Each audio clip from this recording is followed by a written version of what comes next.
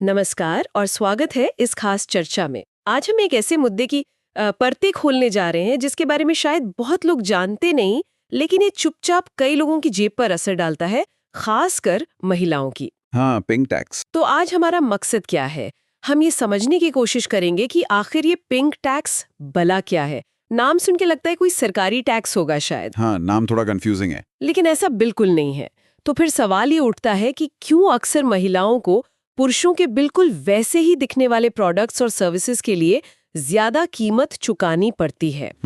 ये कैसे काम करता है, भारत और दुनिया भर में इसका क्या असर है और क्या इससे निपटने के कोई रास्ते हैं? देखिए, ये सरकार द्वारा लगाया गया कोई ऑफिशियल टैक्स या कर नहीं है, जैसे हम जीएसटी या इनकम टैक्स की बात करते हैं। अच्छा। पिंक टैक्स असल में बाजार में जो प्राइसिंग होती है उसके एक पैटर्न को दिया गया नाम है। आप कह सकते हैं ये एक तरह की मार्केटिंग और प्राइसिंग स्ट्रैटेजी है। Marketing strategy. हाँ, जिसके तहत महिलाओं को टारगेट करके बनाए गए या बेचे जाने वाले उत्पाद और सेवाएं पुरुषों के लिए बने लगभग समान, बिल्कुल वैसे ही उत्पादों या सेवाओं से ज्यादा महंगी होती हैं। यानी एक ही चीज बस थोड़ी अलग पैकेजिंग या मार्केटिंग के साथ महिलाओं के लिए ज्यादा दाम पर बेचती, भले ही उसकी बनावट, क्वालिटी या इस्तेमाल का तरीका बिल्कुल वैसा ही हो जैसा पुरुषों वाले का है। बिल्कुल सही, एकदम यही। और ये सिर्फ इसलिए होता है क्योंकि उसे महिलाओं के लिए या फॉर हर कहकर बेचा जा रहा है। अच्छा। इसके उदाहरण तो हमें रोजमर्रा की जिंदगी में दिखते हैं। पर्सनल केयर आइटम्स ले लीजिए, शैम्पू, डिओड्रेंट, रेजर। अक्सर आप देखेंगे गुलाबी या फ्लोरल पैकेजिंग में आते ही कीमत बढ़ जाती है। हाँ, ये तो देखा है। कपड़ों में भी होता है शायद। कपड़ों में भी ये देखा गया है, खासकर जब एक ही ब्रांड पुरुषों और महिलाओं दोनों के लिए कपड़े बनाता है। और सेवाएं भी, जैसे मैंने सुना है सैलून में महिलाओं के हेयर कट अक्सर पुरुषों के हेयर कट से ज्यादा महंगे होते हैं। हाँ, बिल्कुल। भले ही बालों की लंबाई या स्टाइल में लगने वाला टाइम और मेहनत बराबर हो, ड्राई क्लीनिंग की दरें भी कई बार जेंडर के हिसाब से अलग अलग होती हैं। सही कहा। यहाँ तक कि बच्चों के खिलौनों में भी, अगर कोई खिलौना लड़कियों को ध्यान में रखकर बनाया गया है, गुलाबी रंग का है, तो उसका दाम नीले रंग वाले लड़कों के खिलौने से ज्यादा हो सकता है, जबकि दोनों में शायद फर्क सिर्फ रंग का हो। बिल्कुल, फर्क सिर्फ रंग का। यही पैटर्न है जिसे पिंक टैक्स कहते हैं। ये एक तरह का, आप कह लीजिए, अदृश्य मूल्य अंतर है जो लिंग के आधार पर तय होता है। और ये सिर्फ भारत की बात नहीं है ना? मैंने सुना है दुनिया भर में इस पर स्टडीज हुई हैं। हाँ, ये एक ग्लोबल इशू है। पश्चिमी देशों में तो इस पर काफी रिसर्च हुई है। कई स्टडीज और रिपोर्ट से ये बात सामने आई है कि महिलाओं को टारगेट करने वाले प्रोडक्ट्स अक्सर पुरुषों या जेंडर न्यूट्रल प्रोडक्ट्स की तुलना में औसतन 5% से लेके 15% तक महंगे होते हैं। 5 से 15%? जी। ये कोई छोटी मोटी रकम नहीं है, खासकर जब आप इसे लंबे समय तक जोड़ते हैं। 15% तक, ये तो काफी ज्यादा है। मुझे अमेरिका की एक स्टडी याद आ रही है जिसमें पाया गया था कि महिलाओं के नाम पर बेचे जाने वाले पर्सनल केयर प्रोडक्ट्स सामान्य या पुरुषों के उत्पादों की तुलना में औसतन 13% ज्यादा महंगे थे। हाँ, 13%। यूके में भी ऐसी ही बातें सामने आई हैं। महिलाओं के डिओड्रेंट्स, मॉइस्चराइजर, यहाँ तक कि फेस वॉश की कीमतों में भी अंतर पाया गया है। सोचिए, एक ही ब्रांड का फेशियल मॉइस्चराइजर बस फॉर विमेन लेबल के साथ फॉर मेन वाले से कहीं ज्यादा महंगा बिक रहा है। बिल्कुल। और ये सवाल उठाता है कि भाई ऐसा क्यों होता है? क्या महिलाओं के प्रोडक्ट्स को बनाने में वाकई ज्यादा लागत आती है या ये सिर्फ मार्केटिंग का खेल है? हाँ, ये बड़ा सवाल है। हम इस पर आगे बात करेंगे, लेकिन पहले जरा भारत के कॉन्टेक्स्ट को देख लेते हैं। हाँ, भारत में इसकी क्या स्थिति है? यहाँ भी पिंक टैक्स की चर्चा तो होती है, खासकर कुछ साल पहले वो सैनिटरी नैपकिन्स पर टैक्स वाला मामला, काफी बहस हुई थी उस पर। हाँ, वो एक बहुत बहुत महत्वपूर्ण मुद्दा था। उस समय सैनिटरी नैपकिन्स, जो महिलाओं के लिए एक बुनियादी जरूरत है, उन पर जीएसटी लगाया गया था। इसका बहुत विरोध हुआ और इसे काफी इमोशनली लहू का लगान तक कहा गया था, क्योंकि ये सीधे तौर पर महिलाओं के स्वास्थ्य और स्वच्छता से जुड़ा था। ये पिंक टैक्स का एक बहुत ही डायरेक्ट और सरकारी पॉलिसी से जुड़ा उदाहरण था। हालांकि पिंक टैक्स आमतौर पर बाजार की स्ट्रैटेजी होती है। लेकिन फिर सरकार ने कुछ किया था ना इस पर? हाँ, 2018 में एक बड़ा और पॉजिटिव कदम उठाया गया जब भारत सरकार ने जीएसटी काउंसिल की मीटिंग के बाद सैनिटरी पैड्स को पूरी तरह से टैक्स फ्री कर दिया। अच्छा, हाँ। ये महिलाओं के स्वास्थ्य और उनके आर्थिक बोझ को कम करने की दिशा में एक अहम जीत थी। तो कम से कम उस खास मोर्चे पर तो राहत मिली। ये वाकई एक जरूरी कदम था। लेकिन क्या सैनिटरी पैड से टैक्स हटने का मतलब है कि भारत में पिंक टैक्स की समस्या खत्म हो गई, या ये मुद्दा उससे कहीं ज्यादा गहरा है? देखिए, दुर्भाग्य से ये मुद्दा कहीं ज्यादा गहरा और फैला हुआ है। सैनिटरी पैड्स वाला मामला तो सिर्फ एक पहलू था, एक बहुत जरूरी पहलू, लेकिन सिर्फ एक। असल समस्या बाजार में रोजमर्रा के प्रोडक्ट्स और सर्विसेज में दिखने वाले प्राइस डिफरेंस की है, जिसके बारे में अवेयरनेस मतलब जागरूकता बहुत ही कम है। अच्छा। हमारे स्रोत में दिए गए एक अध्ययन का जिक्र है जिसके अनुसार भारत में केवल लगभग 23% लोग ही जानते हैं कि पिंक टैक्स क्या है और ये उनकी खरीदारी को कैसे प्रभावित कर सकता है। सिर्फ 23%। ये तो वाकई चौंकाने वाला आंकड़ा है।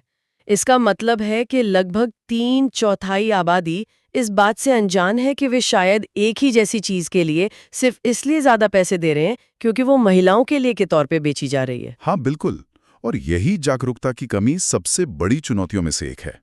जब लोगों को पता ही नहीं होगा कि ऐसा कुछ हो रहा है तो वो सवाल कैसे उठाएंगे या बदलाव की मांग कैसे करेंगे। सही बात है। पर्सनल केयर आइटम्स, कपड़े, सैलून सेवाएं, ड्राई क्लीनिंग, इन सब में ही अंतर मौजूद है और महिलाएं अनजाने में ही ज्यादा खर्च करती रहती हैं। लेकिन कंपनियां या दुकानदार इसका क्या कारण बताते हैं? उनका क्या तर्क होता है इस मूल्य अंतर के पीछे? क्या वो मानते हैं कि ऐसा है? बिल्कुल उनका अपना पक्ष होता है। अक्सर वो तर्क देते हैं कि महिलाओं के उत्पादों की डिजाइनिंग ज्यादा जटिल होती है, उनमें अलग अलग रंग, पैटर्न या खुशबू का इस्तेमाल होता है। अच्छा। उनकी पैकेजिंग ज्यादा आकर्षक बनाई जाती है और इन सब पर एक्स्ट्रा कॉस्ट आती है। कभी कभी ये भी कहा जाता है कि महिलाओं के उत्पादों के लिए मार्केटिंग और विज्ञापन पर ज्यादा खर्च होता है।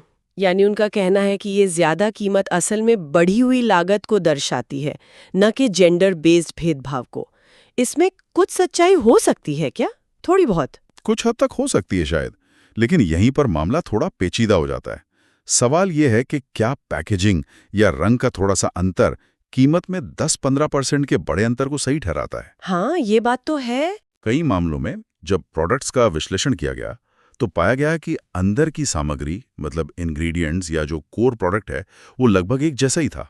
अच्छा। फर्क सिर्फ सतह ही था, जैसे रंग गुलाबी कर दिया या थोड़ी फूलों वाली खुशबू डाल दी। लागत में शायद मामूली सी बढ़त हुई हो, लेकिन कीमत में बढ़ोतरी कहीं ज्यादा कर दी गई। तो ये लागत से ज्यादा मुनाफे का खेल लगता है, जो इस धारणा पर आधारित है कि महिलाएं शायद सुंदरता या खास पैकेजिंग के लिए ज्यादा कीमत देने को तैयार होंगी। काफी हद तक ऐसे ही लगता है। ये मार्केटिंग की एक पुरानी जानी मानी रणनीति है, सेगमेंटेशन, टारगेटिंग और पोजिशनिंग। महिलाओं को एक अलग सेगमेंट मानकर उन्हें टारगेट किया जाता है और प्रोडक्ट्स को इस तरह पेश किया जाता है कि वह ज्यादा कीमत देने को तैयार हो जाएं।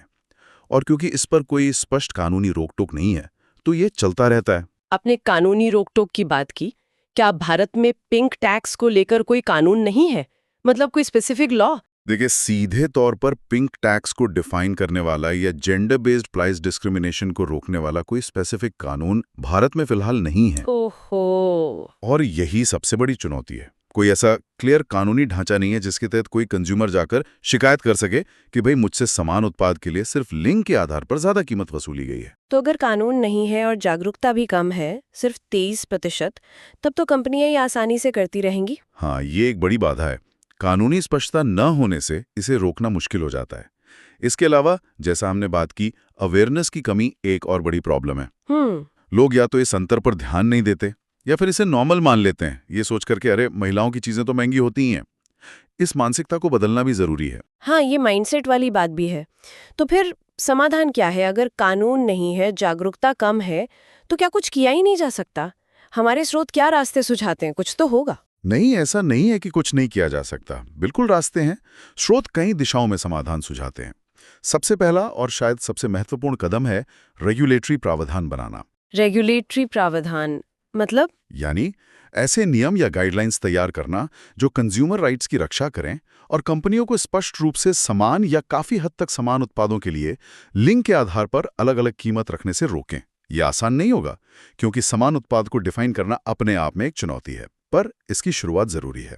और टैक्स के मोर्चे पर, जैसे सैनिटरी पैड्स को टैक्स फ्री किया गया, क्या वैसा ही कुछ और जरूरी चीजों के लिए भी हो सकता है? बिल्कुल। टैक्स मुक्त नियमों का विस्तार मतलब एक्सपेंशन ऑफ टैक्स एग्जेम्पशन एक और महत्वपूर्ण सुझाव है। सैनिटरी पैड्स की तरह ही महिलाओं के लिए जरूरी अन्य स्वास्थ्य और स्वच्छता उत्पादों पर भी टैक्स या मूल्य निर्धारण में रियायत देने पर विचार किया जा सकता है। हाँ, ये सीधे तौर पर आर्थिक बोझ कम करेगा। बिल्कुल। और जागरूकता बढ़ाने के लिए क्या किया जा सकता है? वो 23% वाला आंकड़ा मुझे अभी भी परेशान कर रहा है। हाँ, जन जागरूकता बढ़ाना, पब्लिक अवेयरनेस बढ़ाना बेहद जरूरी है। इसके लिए मल्टी प्रोंग्ड अप्रोच चाहिए होगी। मीडिया और सोशल मीडिया कैंपेन चलाए जा सकते हैं। स्कूलों और कॉलेजों के करिकुलम में कंज्यूमर राइट्स और इस तरह के भेदभाव के बारे में जानकारी शामिल की जा सकती है। कंज्यूमर ऑर्गेनाइजेशंस को इस मुद्दे को जोर शोर से उठाना होगा। जब ज्यादा लोग जानेंगे तभी तो वो सवाल पूछेंगे और बदलाव के लिए दबाव बनेगा। यानी उपभोक्ता को ही जागरूक होकर अपनी आवाज उठानी होगी एक तरह से। हाँ, उपभोक्ता की भूमिका बहुत महत्वपूर्ण है। साथ ही ब्रांड्स और व्यवसायों पर भी जिम्मेदारी डालने की जरूरत है। उनसे ट्रांसपेरेंसी की मांग की जानी चाहिए। ट्रांसपेरेंसी कैसे? मतलब अगर वे किसी महिला लक्षित उत्पाद के लिए ज्यादा कीमत ले रहे हैं तो उन्हें स्पष्ट करना चाहिए कि क्यों। क्या ये वाकई बढ़ी हुई लागत के कारण है या सिर्फ मार्केटिंग प्रीमियम है। कॉर्पोरेट जिम्मेदारी और एथिकल प्राइसिंग को बढ़ावा देना होगा। क्या मौजूदा उपभोक्ता कानूनों के तहत कुछ नहीं किया जा सकता, भले ही पिंक टैक्स पर स्पेसिफिक कानून ना हो, जैसे कंज्यूमर फोरम वगैरह? ये एक अच्छा सवाल है। जैसा कि स्रोत बताते हैं, भारत में राष्ट्रीय उपभोक्ता विवाद निवारण आयोग यानी NCDRC जैसी संस्थाएं हैं। हाँ, NCDRC। NCDRC ने ये स्पष्ट किया है कि कंपनियों को फेयर प्राइसिंग पॉलिसीज अपनानी चाहिए और अनफेयर ट्रेड प्रैक्टिसेस से बचना चाहिए, जिसमें जेंडर बेस्ड प्राइस डिस्क्रिमिनेशन भी शामिल हो सकता है। अच्छा। तो हालांकि कोई सीधा पिंक टैक्स कानून नहीं है, लेकिन कंज्यूमर फोरम में अनफेयर प्राइसिंग को चैलेंज करने की संभावना बनी रहती है, खासकर अगर यह साबित किया जा सके कि उत्पाद लगभग समान हैं। ये एक जटिल प्रक्रिया हो सकती है, लेकिन ये एक रास्ता जरूर है। NCDRC एक शक्तिशाली कंज्यूमर कोर्ट है और इसके निर्णय मिसाल कायम कर सकते हैं। तो कुल मिलाकर तस्वीर यह उभरती है कि पिंक टैक्स एक वास्तविक और गंभीर मुद्दा है। ये कोई सरकारी टैक्स नहीं, बल्कि बाजार की एक चाल है जो चुपचाप महिलाओं की जेब हल्की करती है और लैंगिक आर्थिक असमानता को बढ़ाती है। बिल्कुल। सैनिटरी पैड्स पर टैक्स हटना एक बड़ी जीत थी, लेकिन लड़ाई अभी बाकी है। जागरूकता की कमी और विशिष्ट कानूनों का न होना बड़ी चुनौतियां हैं। बिल्कुल। ये सिर्फ कुछ रुपयों के अंतर का मामला नहीं है, बल्कि ये एक गहरे सिस्टमिक मुद्दे की ओर इशारा करता है। कैसे बाजार जेंडर बेस्ड धारणाओं का इस्तेमाल करके मुनाफा कमाता है। ठीक है, तो आज की इस गहरी पड़ताल से काफी कुछ साफ हुआ है। पिंक टैक्स क्या है, कैसे काम करता है और इससे निपटने के लिए क्या कदम उठाए जा सकते हैं।